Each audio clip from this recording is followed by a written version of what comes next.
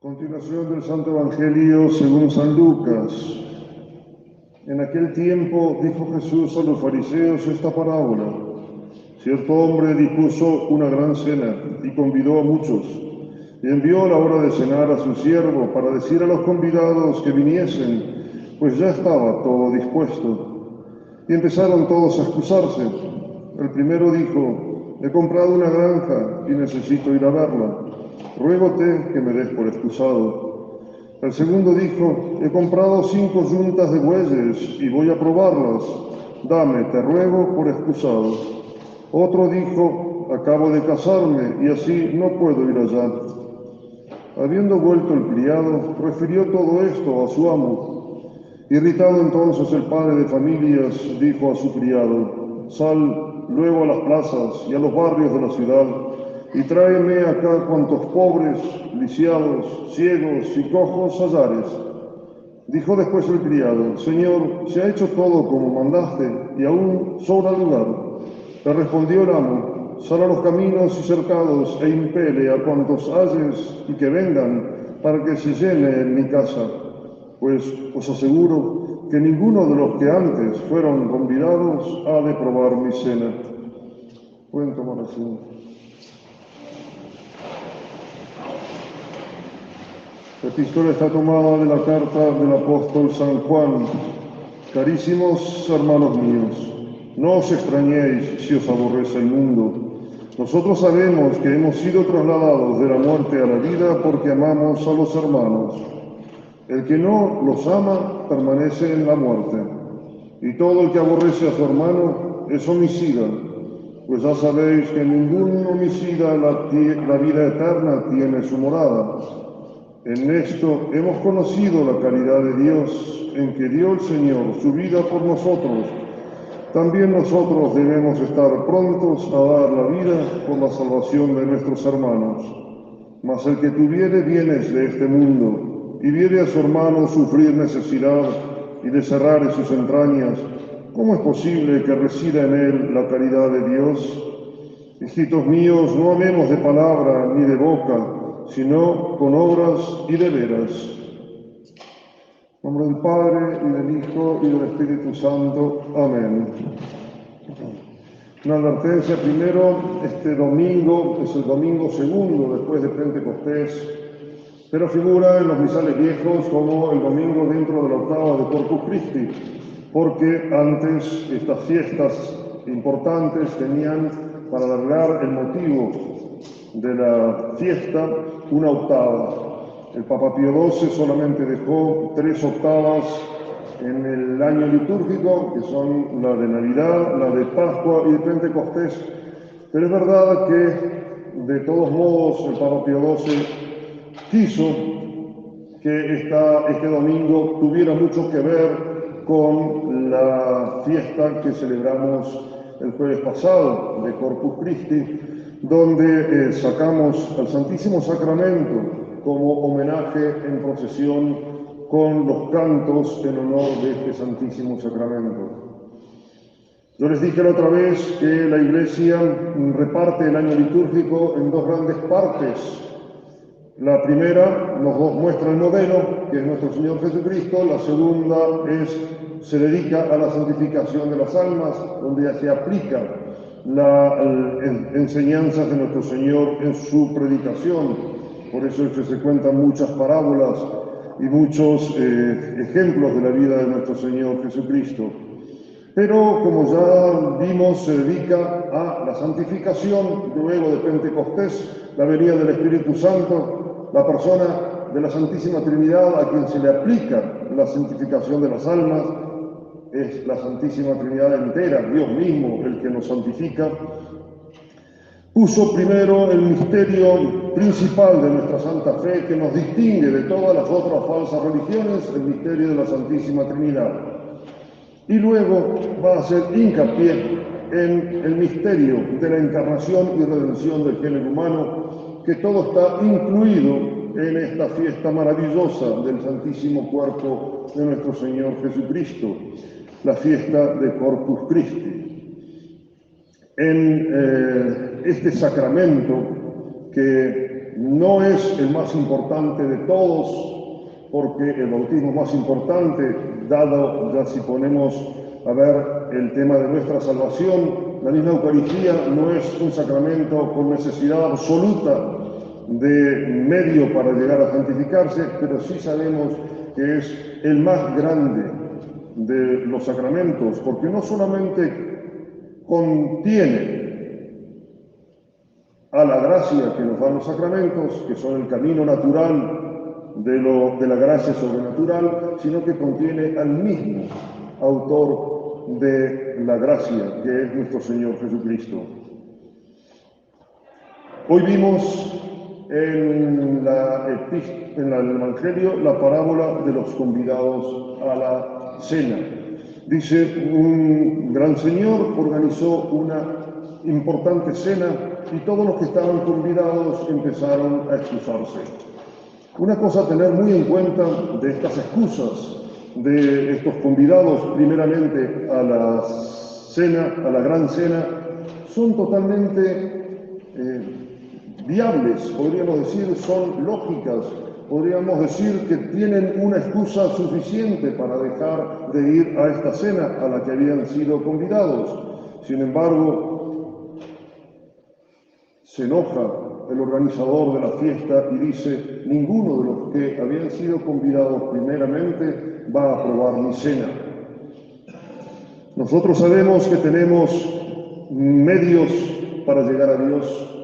Nosotros no podemos dejar de contar con las criaturas, todas las cosas, como dice el presupuesto, el principio y fundamento de los ejercicios espirituales de San Ignacio de Loyola, donde nos dice que todas las cosas han sido puestas por Dios, todas las cosas que me rodean, para llevarme a Dios, y que yo debo tomar de ellas tanto cuanto me sean útiles para llegar a mi fin, y debo rechazarlas tanto cuanto sean un obstáculo para llegar a mi fin. De las cosas que son malas no tenemos absolutamente ninguna duda. Si esto me lleva al pecado, yo debo prescindir totalmente de eso, que es una criatura, y por usarla mal o por ser mala en sí misma, me lleva al pecado. Ya sé cuáles son, cómo debo actuar con respecto a cada una de ellas.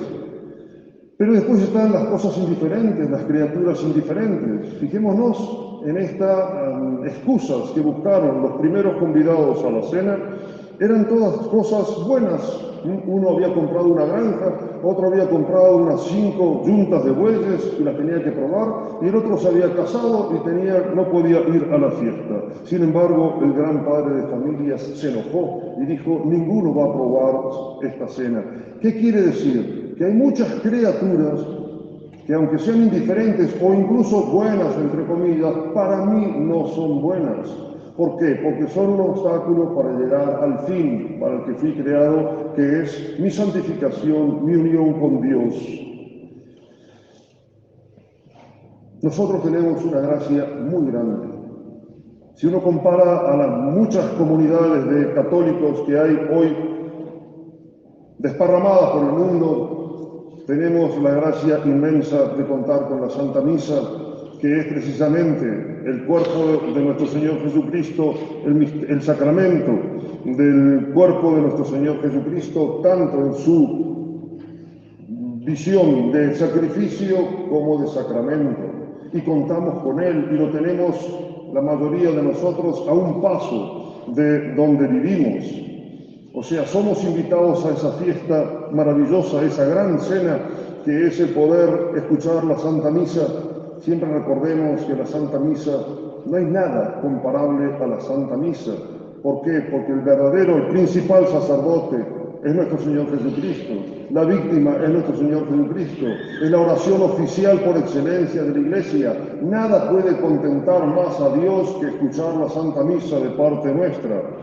Y si además nosotros participamos de la Santa Misa con la comunión, eso es participar del mismo sacrificio de la Santa Misa. Pensemos el inmenso don, el inmenso regalo que nos hace nuestro Señor Jesucristo al darnos esa posibilidad.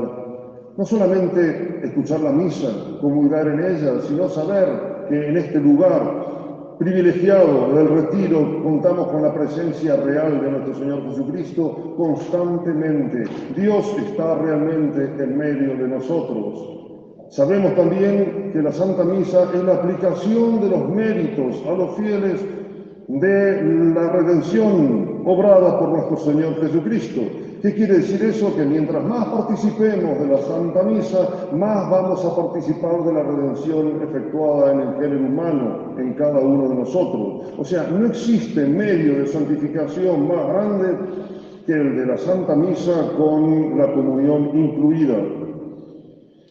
Es verdad que esta parábola fue dicha para los judíos, para los fariseos, que durante toda la historia del Antiguo Testamento podemos casi resumirla en los beneficios de parte de Dios para con los hombres, para con ese pueblo que había elegido, y el rechazo de los judíos a las gracias dadas.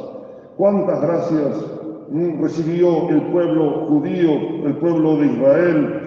Y es verdad, produjo muchos grandes santos, profetas, jueces, pero ¿cuántos reproches de parte de Dios por el rechazo de las gracias de este pueblo?